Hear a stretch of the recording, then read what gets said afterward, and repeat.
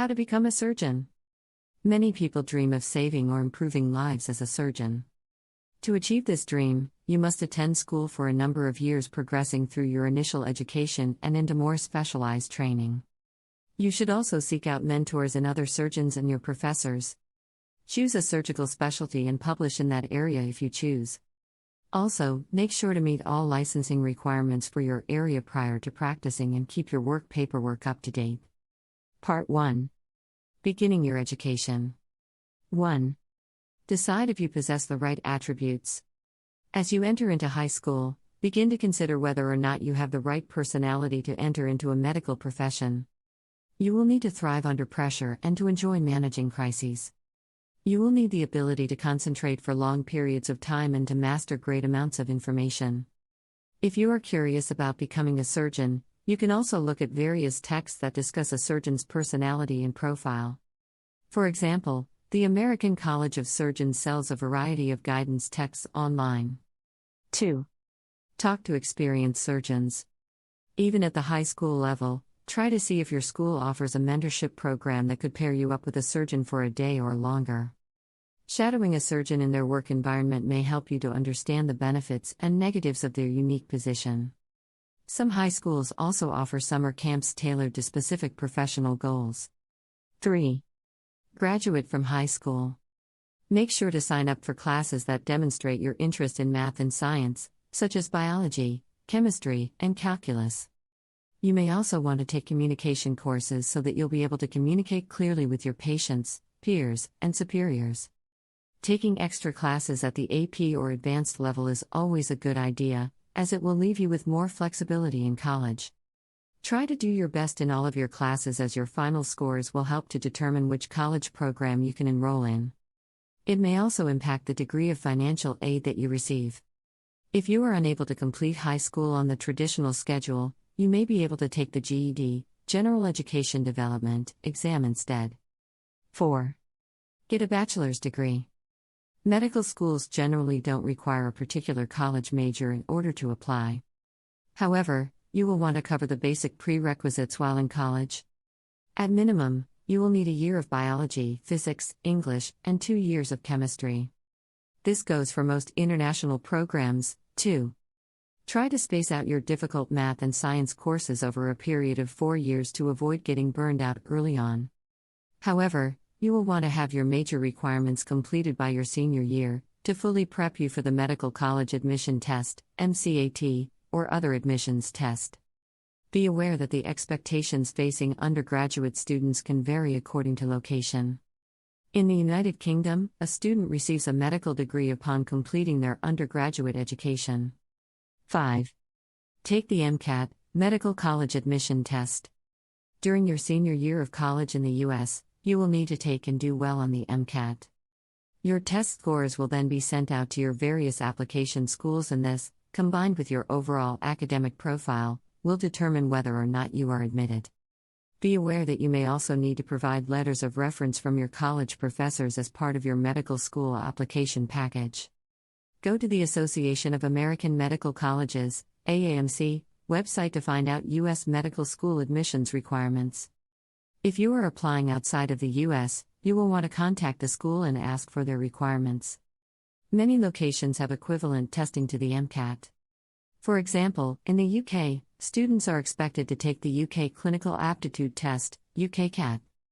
Part 2. Gaining professional experience. 1. Find a mentor. From high school onward, keep an eye out for individuals who can provide with you some guidance and advice from a professional standpoint. Try to stay in touch with those surgeons that you meet and keep them updated regarding what is happening with you. These mentors can provide unique insight into the school process and what your life will be like afterwards. It is a great idea to identify one or more of your professors as potential mentors. Your relationship with them can continue after you complete school. And they can provide you with much needed letters of reference and connections. 2. Complete medical school. Medical school usually takes at least 4 years to complete. You will spend the first few years primarily in the classroom and lab, learning procedures and surgical practices. Then, you will transition to working on your skills under the supervision of an experienced surgeon. You will rotate from specialty to specialty in order to expose you to a full array of options. Obstetrics, pediatrics, and cardiology are just a few of the specialties that you may encounter on your rotation. Once you graduate, you will be awarded with a degree. In the U.S., you will receive either a Doctor of Medicine, MD, or Doctor of Osteopathic Medicine, DO. 3. Complete a residency program. While you are in medical school, you will begin evaluating certain residency programs that have an emphasis on your desired area of specialty. You will then apply for this program and spend somewhere between 3 to 7 years completing it. You will essentially serve as a surgeon under supervision.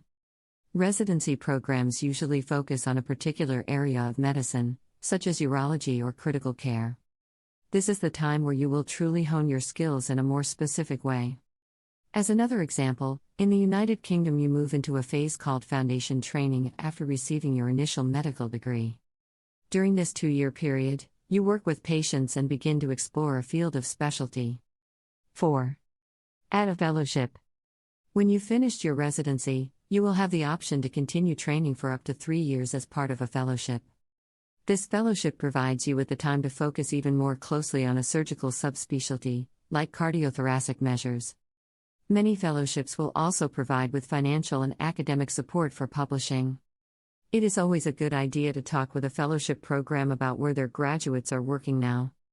This will give you a better idea of your career options post-fellowship. 5. Get licensed. Licensing very much varies depending on your particular location.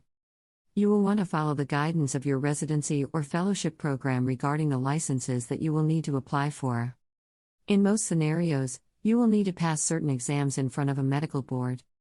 For example, in the U.S. states, it is necessary to take an exam, such as the U.S. Medical Licensing Examination, USMLE. 6. Try to publish. As you move through the education process, try to find ways to publish your unique insights in trade journals or hospital publications. Every piece that you publish provides another valuable line on your resume, and it also reflects your transition from student to surgeon. Part 3. Choosing a field and specialty. 1. Gain experience and a general practice. Before you decide to move into a specialty, or even pursue a fellowship, some people would recommend taking a few years out to serve as a general practitioner. This will allow you to hone your practical skills.